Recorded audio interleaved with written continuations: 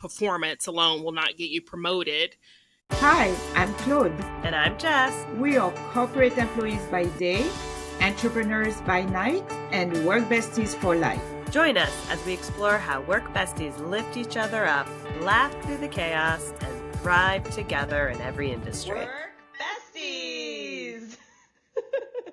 What do you get when you mix a sharp sense of humor, spot-on self-awareness, and a killer content game?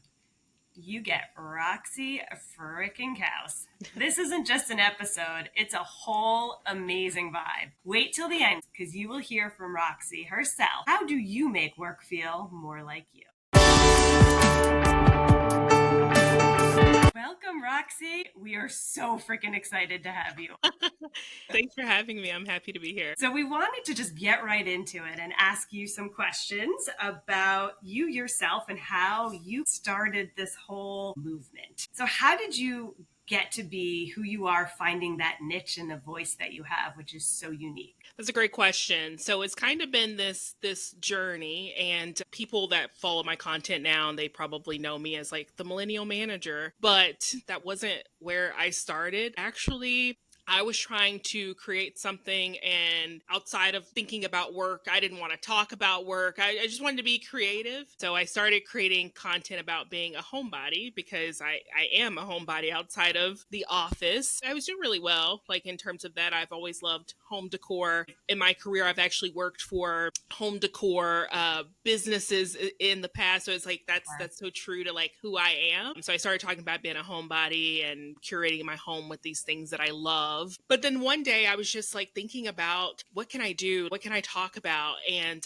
I just randomly posted this video about around performance alone will not get you promoted. It was heavy on my heart. I mean, I've been in corporate for a long time. I know this to be true.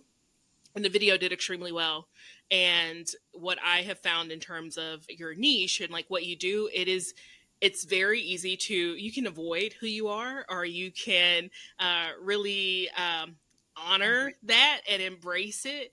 And I feel like that's when the magic happened, and I started to grow a following, and people started to really resonate and find my content relatable. And so that's where we are today. I still kind of still the homebody, but I am very much about how to thrive in the corporate space now. Which I think is so fascinating, because when you and I first started connecting, I vaguely remember the homebody stuff, but it wasn't until you commented it that I had to go scroll for it. It is, if you go deep down, you'll find it. Yeah, because we came after, right? Yeah. And it was all about, like you said, this Millennial Manager. And I feel like the one thing that also came out when you and I had our sign conversation that I would have no idea from watching your content, which I find fabulous and we'll be referencing more on. I had no idea that you were still working nonstop as well. So to us who have the 9-to-5 jobs, you're balancing this content creation while still working, which is fascinating to us. How did you find the time to balance these two? Yeah, it's so funny, because I always say like I've been living this like Hannah Montana kind of life. And it's actually when someone at work, and it has happened often enough, but I still get surprised if someone says, like, I'm on a call and they're like, Roxy, I follow your content. I'm like, what? I don't know this person at all. It just feels like it's this totally separate thing that I am. But even while it's funny, like as I've grown as a content creator, and I've been doing it for a number of years now, I've gotten promoted. I've switched companies. I've traveled for work a lot. At sometimes I was traveling 3 out of 4 weeks in the month, but I was still showing up online and in my content because it's so important. Because it was so important to me. So yeah, I'm still working in corporate. I'm not full time. Actually, this is a new development. I went part time, but I've been working in corporate this whole time and just balancing the content creation side with my 9-to-5. How do you do that? Yeah. Because it's so much work. Like, we are there and we are not as consistent as you are. You're our motivation. How do you do it? I'll be honest, I've had a lot of roles in corporate. So I've been on the strategy side. I've been like a product designer. I've worked with agencies and written briefs. I just feel like everything that I've ever done in corporate was preparing me to be able to do this for myself. When I work with the brand, and brands tell me this all the time, they're like, "You're so organized, your briefs, you're so responsive." I'm like, yeah, I am. The bar is on the floor if I can't reply all to your email. So some of it feels like second nature for me. One of the topics that our work besties love to learn more about is burnout. So you talked about you have a traditional job, just recently part-time, but at times you were full-time, and then you started building your career. Which was full-time. Did you have moments of this isn't sustainable? For sure. There's definitely been moments where it didn't feel sustainable. So one of the reasons, and a lot of people don't know this, is that when you start to create content the way that I was, and I was doing the Homebody stuff, and it was more like vlog, and I need to like go around my house with like a tripod and all this kind of, like, it's very labor intensive, and it's a lot of work. I needed like a balance between low effort and high effort content, which is where the Millennial Manager came from, because the Millennial Manager content is low effort content. I set up a tripod here, I'm talking to the camera. So I just needed that balance. And that's kind of like where it came from, because I could knock out like Millennial Manager content, like 10 episodes or 10 posts in the time it would take me to go around and do the vlog styles and the editing and things like that. On the content creation side, in terms of you can't go hard all the time. You need high effort, low effort. You need to balance it. It's kind of like work. If everything is a priority, then nothing is. You need high priority, medium, low, the low hanging fruit things. That's how I balanced it. But also, if I need to take a break, I'm going to take a break. Like, there have been times when I'm traveling for work, I have a lot going on, and I didn't have time to do the content. So I either would repurpose what I have. I've learned the art of repurposing content and doing those things, or I just sideline. It's a balancing act. And I mean, you will burn out if you don't prioritize and take the time for yourself. So I try to balance. It's good to hear that from someone that is, successful, that it's okay to stop and not to feel guilty, because I know, at least for us, if we are not promoting, then there's also this guilt. Oh my God, my brand is going to go away. I'm going to lose, this Some and that followers. So I think that it's so important to hear that also from you, for everybody, that it's okay to pause. Obviously, it's not going to be for 2 weeks or 3 weeks, but a certain amount of time. Right. Do matter. I'm going to ask you that same question, but as your Millennial Manager self, what would you say to your community about how to deal with burnout? Well, one, I have told direct reports this. We're not saving lives. If you are feeling like you can't do it all, that's okay. Like, we're all human.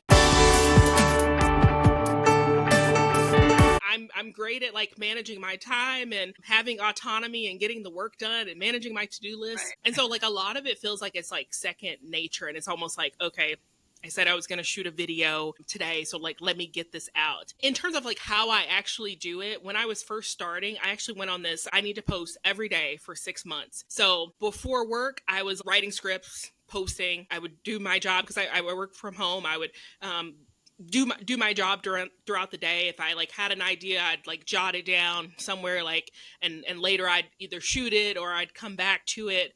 But it's like before work, after work, weekends, like those are all opportunities for me to work on this like side hustle content creation. I've just figured out like how to balance it and how to make it work without sacrificing the quality of my work during the day. That resonates with us is really well. Like I do it usually first thing in the morning. You do it after work, and then weekend. Yeah, the weekend. I do most of it on the weekend. Like if you can, you've got that vision and ability to hustle, like you'll find the time. You're right. It's just one of those that you if you enjoy it, you'll find the time. For sure. Exactly. You always find, my husband thinks I'm crazy. Sometimes when I have a script in my head, I can barely sleep because I'm excited. I'm going to wake up early in the morning. I gotta shoot this. I actually did this like yesterday. Like it just, you will find the time if you love it and like you have this like North Star. I know where I want to go.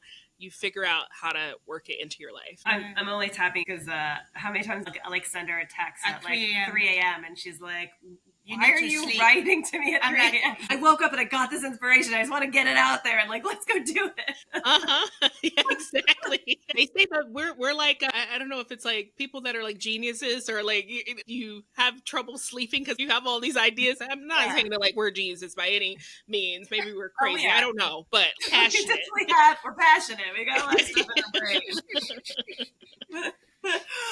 So speaking about like stuff in your brain, what really sets you apart from my perspective and it's your personal branding and how you bring yourself to life, whether it is if people go all the way back and see your Homebody section, relate to that just as much as I relate to your content on the Millennial Manager, those love letters, so much. Your personal branding to me is really what rises above. What do you think people get wrong about personal branding overall? That's a great question. When it comes to personal brand, one of the things that I've been very careful about is it's about me. I'm the brand. So It's not attached to my employer. It's not attached to the jobs that I've had. It's me as the person. And when you become the brand, you can branch out into so many different things. I'm a storyteller. I love to write poems and I love talking about home and I love all these different things. And those just become, that's Roxy, as opposed to if you only spoke about a specific thing. If I only talk about being a millennial manager, I put myself in this box almost, and people come to expect that from you. And it's hard for people to come along on the journey when they're so used to seeing you as this one thing. So I've just made sure that my brand is well-rounded. All the things that make up who I am.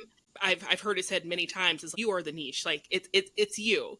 It can't be like Roxy who works in corporate from 9 to 5, because if I no longer work in corporate from 9 to 5, you would have a hard time relating to me because that's all of who I am. I love that. That's fantastic. The element of authenticity. What does that mean to you, especially in relationship to the content? I love creating authentic content, and there's always a little truth to everything that I create. Sometimes the timelines are switched around and I'm not like too specific. I've talked about like I've had a boss who didn't like me, but you don't know if that was now or if that was like years ago. But I do every story that I've told, and I think the reason why people can relate to it is because we're experiencing these similar things. We've all had this, and this is from real experience of working in these spaces and from my life, and it just comes out.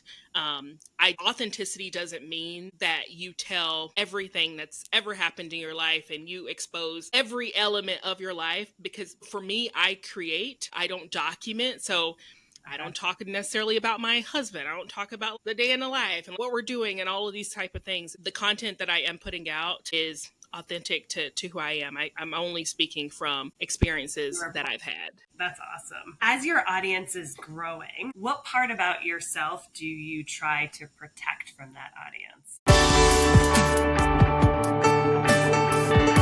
One of the things that I've learned in creating content is that everything can become content. So, for example, I've tried to kickstart my health journeys and going to the gym, and everything can be content. So it's very hard to protect certain parts of your life or to focus on those parts because you're like, oh, I could talk about this. So I am trying to be better at like not making everything into content piece. I have started health journey and wellness, and I have talked about it a little bit. I'm working out more, but every time I go to the gym, I don't need to like be filming it and talking about it because it kind of like throws your mind off to being intentional about this.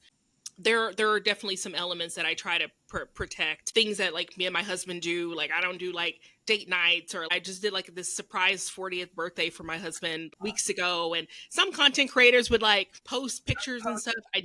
I just don't. And people do ask. People want more of you. They want you to talk about your home life and like marriage, and like people ask me like, is your husband a homebody, and all these kind of things. And it's like, he didn't sign up to be a content creator. My friends didn't sign up to be a content creator. So I just protect the people around me from the content stuff. That's smart. I think that's one thing that I think we even talked about it too when we first started off. Well, what are those areas that we would protect when we talked about family and elements of that? Because you need to have some element that's just you. Which is fine for some people that do it. It just depends where on for you and your authenticity where you draw the line. Where you draw the line. Yeah. Exactly. Yep. So which might be that for us and for other people. Oh yeah, there's nothing wrong with it. If anyone wants to share all of it, that's fantastic. I think just you need to know your boundaries and how you can do it in your own authentic way. Yeah. So the focuses that we each have, which have some synergies, which is fantastic. Definitely gear more towards how to help people from the career aspect or personal and career, not necessarily relationship. Regarding the balancing corporate life, you said earlier that some people actually, say, oh, I follow you. Your company, like at the beginning, how did they react? You say that you've been moving companies. So what was their reaction all this time? And I've worked for tech companies, and in the tech space, things are kind of changing where everyone is thinking about thought leadership and how can we be thought leaders in the space. And when I first started, I was so nervous about people at work, like finding my social media. I started to get like serious on TikTok, and actually people at work were like, oh, TikTok's for kids. They're dancing over there. And I'm like, cool, this is a great place for me because you're not over there. So I started on TikTok, and I was just growing on TikTok, and no one really talked about it. So I assumed that no one really knew like what I was doing. I probably had like maybe like 90,000 followers on TikTok before I heard anything. But the people that talked about it, they were marketers. And so it was cool. People were cool about it. But I was very cognizant of the social media policy at work. I'm a stickler for the rules. If you tell me I can't do something, I'm going to make sure that I don't do it. But there was nothing in there about creating a social media presence. It's just don't use work time to do it, or don't talk on behalf of the company. I think every company has those same policies around it. And so I made sure that I stayed within the rules. What I found was that some of the topics that I would talk about, especially if I talked about marketing and a retailer loyalty program, the video just completely blew up. I work for a company that was like creating software for marketers. And that when it was picked up by the media, that was really great. That's really great for the brand because my company does marketing and I'm talking about marketing. So it's thought leadership. And I think that that's where I see a lot of corporate people having this opportunity to leverage who you are and your expertise to talk about topics that could benefit the brand. I'm just very cognizant of the social media policy. And when I switched companies, I actually got clarification. I saw the social media policy. I was like reading through it and I went back because I wouldn't want to come into an organization. I assume everyone's Googling everyone these days, but who knows? If you didn't, like, I don't want you to be like, oh, to know this. And your name's a little unique too, Roxy. Yeah, if you didn't Google me, but I did get clarification and my boss was totally cool. They respected it. They loved it. And maybe if you play within the rules of the organization, everything should be fine. I mean, it can be kind of weird at times, but I just try to make sure I follow the rules and not compete with my company. Okay, this is just something I would love to know. A lot of your videos, you're making some type of iced coffee. Mm-hmm. In fact, I created an iced coffee for this. That's when I ran to the kitchen and fell. See? That's what I get for that. Where did this love of coffee come from, and what's your favorite coffee? Ooh, my love of coffee. So my love of coffee probably goes back to me a child. So my mom, she loves coffee and she gets up. She's always gotten up like really early. She always had a pot of coffee going. So I always smelled coffee in the house. Mm-hmm. And we would always sit on the porch. And sometimes I would like take a sip when I was younger, but now like we can drink our coffee together. So I just think my love of coffee definitely comes from my mom loving coffee. And it was just like these moments that we would have together. So like, I often think about like when I'm making my coffee in the morning, I like think about my mama. And it's just like true to who I am. And iced coffee is definitely like a millennial thing. I love an iced coffee. And COVID during COVID, I never made coffee at home before because I Oh, always went really? into it. No, I would never. I'm like, I'm not doing this. Because I would always like be going into the office. So I stopped every day. Like I'm the person that like, if I'm going to be late, I'm going to show up with like coffee. With the coffee. With Starbucks. Like, I was gonna Starbucks be or late like, anyway. yeah, Five exactly. more Like I'm, minutes. yeah, I'm gonna show up with quick coffee. Being that we're about work besties, I'd love to chat with you a little bit about work besties. Do you, Roxy, have a one or a few work besties? I have always had a work bestie at every place that I've ever worked. It's been like you just need someone. I actually remember, I think I actually have talked about like how you can find community through work. And for someone like me who like I've moved around for work. I'm originally from Texas. I worked in Arkansas, moved to Cincinnati for a job. Me and my husband moved to Michigan for another job that I had. So I've had to find community in these places, and I've pretty much made a work bestie at every place, even working remotely. There's always that one person where you're like, okay, this is my This is it. person. So Yeah. yeah, I just love it. And I mean, these are people that they've been to my wedding. I've been in there. It's just like work is such a great place to find these forever friends, especially Mm-hmm. when you can connect over the same dislike for somebody or some project. It's just Say the For the trauma, also report or that and the whatever. trauma bonding trauma as oh, well. bonding. oh, You the know, trauma it's so exactly. strong. What would happen if there were no trauma at work, right? We would not have Right. any work Oh, besties. No, you still, we'd be talking about like Love Island, which I know you love to talk about, or something like I that. do. So it might be more positive commentary. I know, but it was a joke. All right, I get your joke.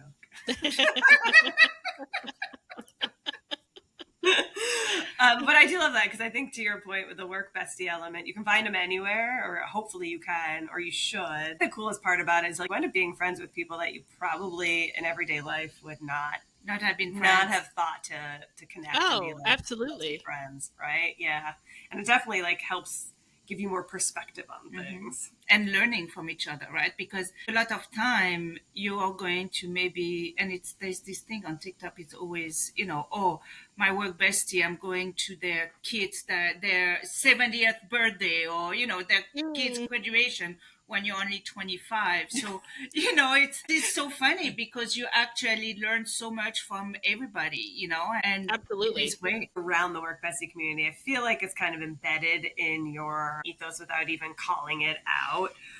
But within your community, do you try to intentionally incorporate that, whether online or in real life, or is it just kind of organically happening? In terms of like work bestie. Yeah. So I have talked about work besties. I actually did the work bestie interview. It's like interviewing this like new work bestie type of thing. And I did this like funny skit about like, tell me about a time. And it's just like these questions around like, so if your work bestie's on PTO, then what's gonna happen? Then I'm on PTO. I think it's so funny that dynamic. I just feel like it's natural. Like I mean, I feel like online I'm like everybody's work bestie. I'm either your favorite manager or I'm your work bestie. So I don't know. I just feel like it's organic. So one of the things that we get asked a lot about ourselves is with your work bestie, how do you help each other stay grounded? So if you could think about one work bestie or the collective, because I know you've got a bunch. I have a large community and I consider them all my work bestie, but this might be a hot take, but I don't believe in having multiple work besties at my company. So Okay. it's gonna be like one person, like it's like one or two. But I just feel like I'm like telling you all my things, I can't be having you have like 10 work besties because what are you telling them? So I'm like exclusive. I need one commit and we can have other friends, but they're not at that level that we are. I like that. For example, I have my work bestie, you. I Mhm. will say everything. Then I have some friend at work that I will say something, but not everything. I Right. know what to say to each other, right? I don't want everybody to know what is in my head. I can say she's weird, but I can say it to you only. I actually am aligned. I feel like all three of us are similar. I don't think you can have more than one I know. solid work bestie at a work at the same company, right? To your point, you could have like a solid work bestie at other places too. Oh, yeah. But when the same company, I think you could have other Friendly close work friendly friends, co-workers. Yes. but I would not sorry, current company, I would not consider anyone else there a work bestie outside of you. Yeah, I agree. I think that's so smart. Oh my God, I was like, made the for a cut. while I wasn't breathing, I said, why is she going there? How I it's always great to have besties like in this environment, in the corporate environment, because I feel like it's such a unique experience. My work bestie who might be like overwhelmed, I'm like, but you're about to go on PTO. So turn on your out of office and stop answering this tough love, even though I'm still answering. But I'm going to turn it off. I'm going to build you up and make sure that you're you have somebody that has your back. That's my thing. And having this work bestie, I got your back. I'm here for you. So, which I mean, working in the corporate environment anywhere, you still want to have that close knit of people in general, for sure. But to have someone know everything about you. And I think maybe the difference is that one work bestie doesn't know just the work stuff, but the personal stuff. They know the more of exactly. Right? And that takes that's the point of differentiation, because I'm not going to go tell everybody about all my personal things that are going on that are, in fact, impacting how I show up at work. But they definitely will. That one work bestie will know it all. Exactly. Kind of even when I was creating content, I have had a work bestie who I'm I don't know if I eventually told them, I was I don't know if you know that I'm doing this, but I'm getting a little following online, and this is turning I would just I would always tell them about okay, this is happening, I'm so nervous, and they're like, why? You need to own it. But that's awesome. And they were there to support you and hype you up, which is every step of the way. The work bestie, which is amazing and fantastic, because I'm sure they're not along that same journey with you, so they have no skin in the game outside of just being that supportive person. Right. Exactly. I love that. Of all your content creation, what's your favorite kind of area that you've focused in on, or even a clip that you've done? So my favorite is probably the storytelling aspect of it, and I'm so glad I've been able to come back to that. So I mentioned it in a comment on one of my videos where people were like, you're a lyricist, are you writing a book? But when I was growing up, we had very little, but one of the things that my mom found was there was this program. It was called Young Writers Program, and it was at the college, and they happened every year, and it used to be free. I recently saw that there's a fee, but everything's more expensive now these days for programs like that. But it was this free program in the summertime. I went every summer, and it was a week-long program, and you wrote stories. They taught you how to write different poetry types, like a haiku and all this kind of stuff. At the end of the summer program, you would get this book, and everybody had their work published in the book, and I had poems and all kinds of stuff. And I just love that program, and I just feel in corporate, we are tasked, you have to be a storyteller. In order to get your point across or to bring people along on the journey, you have to be able to tell a really compelling story. And so it's just been very interesting how my love for writing and working in corporate and having to tell these stories, it just makes up everything of who you are, all these skills that you've gained along the way. And I've just loved being able to incorporate that into my content and try to think about, how can I tell the best story? How can I move people? It's really a strategy behind it, but that's my favorite part of it. Which is totally your thing, because Jess is actually in insights, which you always say it's always about stories. How do you bring all of the facts into a story? Because nobody remembers facts unless it's a story. It's a story. Yeah. Right. Exactly. Yeah. And you have to bring them on a journey. So it's not only storytelling, it can't be about you, it's the audience you're sharing it with, right? And you do such a great job. Your content doesn't focus just on one thing. And even the topics that you have, yes, it's the Millennial Manager, and you can look at us and see neither of us are millennials, but we still relate to it. Sorry, maybe people think for you. Maybe people think I can tell I don't look like a millennial. Speak for yourself. I know I am not a millennial, but I definitely resonate with a lot of your content too. So even though it's focused on that, it's wide enough to still bring in people on the journey. Yeah, trigger that emotion. Right, into people. Yeah, and that's what it is. Which brings us back for more. Which, by the way, is not so easy to trigger an emotion onto people. It is very hard. I feel like it's very hard. Well, I think it goes back to you're building a community similar to what we're trying to do. You've already established, and people are on that journey.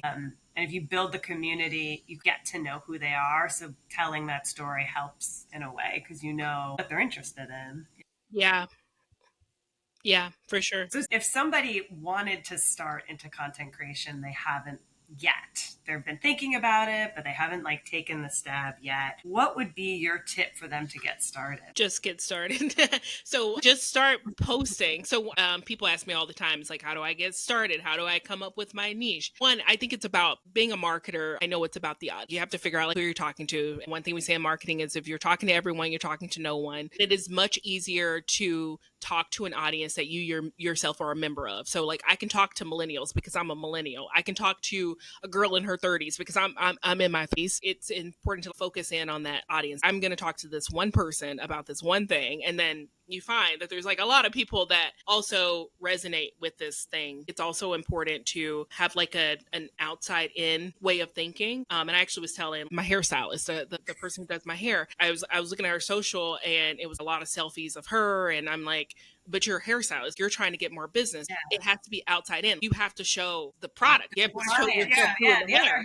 Yeah. Nobody wants to see the selfies of you. It's also like removing yourself from the equation. And I've learned this in like creating. How do you tell a compelling story? Like I have to make you see yourself in this. This isn't about me. This is about you. So for example, one of the strongest hooks that I felt like I've had was when I started doing the homebody content. And like what I led was, is anyone else a homebody? But yeah, you like being invited to things, even though there's a 99% chance you're not going. You're not going. It wasn't that made it less about me. It's about you. And everybody's like, yeah. I am. So that's, if you're going to create, like, it has to be like selfless. Like it's not about you, it's about them. Start to create for a particular audience that like you yourself are a part of, that you could talk about all day long. And I just feel like that's the best way to get started. And Roxy, where can our audience find you? Yeah, so it's at Roxy Couse, Instagram, TikTok, also YouTube. It's Roxy Couse on LinkedIn. Recently, like in the last year, I prioritized LinkedIn, and I recently passed like 10,000 followers on LinkedIn, which I think is amazing because LinkedIn is so hard to grow on. So, yeah. So that's where you can find me. That is one thing I think most content creators don't understand is the different platforms have different ways to gain those audiences, and it isn't the same recipe. Absolutely. Yeah. That was my journey. Like I grew on TikTok, and then I was like, let me prioritize Instagram, grew on Instagram. And then I was like, okay, LinkedIn. And LinkedIn was last because I work in corporate. Like you really get seen over there by the people that know you in real life. Yeah.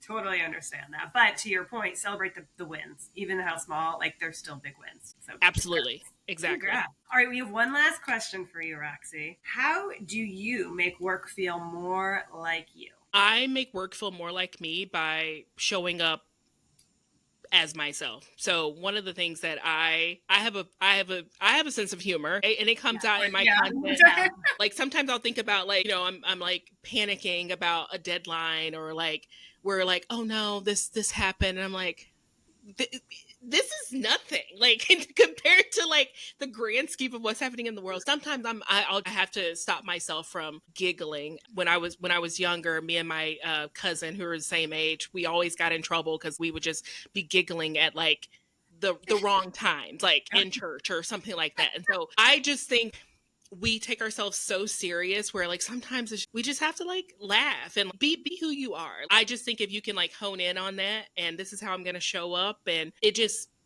helps you to just be more comfortable in any environment that you walk into. I have nervous energy. I think millennials have nervous energy. And so one of the ways that I get over that is I always try to crack a joke at the beginning of a presentation. I'm going to make you laugh. I'm going to make you smile. I'm going to make this seem this is not that big of a deal. And I feel like I bring that into the content too. Like it's going to be humorous, but there's going to be some real to it. And that's just how I am and how I show up. I love it. Roxy, I think I have said this to you now at least 5 times, but I'm a huge fan of yours. We're both huge fans of yours. This has really been one of the coolest things for us too. So thank you so much for having this conversation with us. I feel like I am leaving this conversation a bigger believer of you than I was even before. Is it even possible? I don't know. I don't think it's even talk a lot possible about between you. you and I. I think I relate to you so much because I also have that nervous energy, and I kick off with humor as my way of combating it too. Your humor is so, the way you do it, it's so honest and it's so real, and having those conversations with you, the hustle that you have behind the scenes that people don't see or know that you've now shared with us, I find it commendable, and I'm so in awe of you. Thank you. So thank you so much for sharing this with us. You've led with a lot of insights. You've given us permission to take a pause. You've given us permission to laugh. You've given us permission to say, it's okay that you're living in chaos, but take a step at a time. Mm-hmm, mm-hmm. And to make sure to be authentic. And I really love the fact that you say it's not being selfish. You have to be selfless and talk to your audience. And that, I think, it's something that is really, really important. I will be re-listening to this nonstop and remembering this important occasion for me. This conversation was a true honor of our podcasting lives, and we'll be re-listening to it every time we need a reminder that it's possible to be bold, funny, and full of heart all at once. So if Roxy's words hit home for you, take this episode as your sign. You don't have to hide who you are to be professional. You don't have to shrink to fit into workplace culture. So you can be funny, real, ambitious, and still protect your peace. So share this with your work bestie, your group chat, or that friend who's learning to lead with their authentic self. Then come hang with us in the Work Besties community, where we celebrate bold voice, weird talents, and all the messy, magical parts of showing up fully at work. Follow Roxy, cheer up, and let her remind you, you don't need permission to be yourself and to be funny. But if you're looking for it, this is it. Bye. Remember, whether you're swapping snacks in the break room, rescuing each other from endless meetings, or just sending that perfectly timed meme, having a work bestie is like having your own personal hype squad. So keep lifting each other up, laughing through the chaos, and of course, thriving. Until next time, stay positive, stay productive, and don't forget to keep supporting each other.